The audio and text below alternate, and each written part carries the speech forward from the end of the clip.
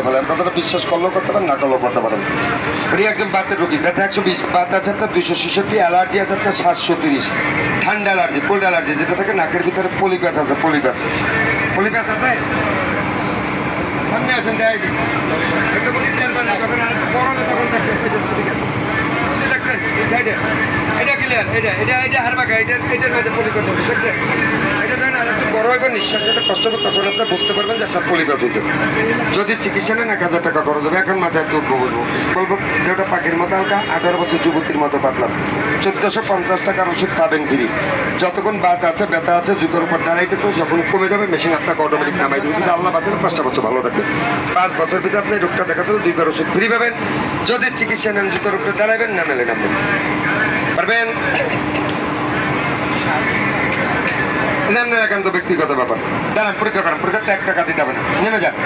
এভাবে পরীক্ষা করবেন ফ্রি। পরীক্ষাতে 1 টাকা দিতে হবে না। আর চিকিৎসা নিলে টাকা লাগবে, চিকিৎসা নেবেন 1 টাকারও দরকার হবে না।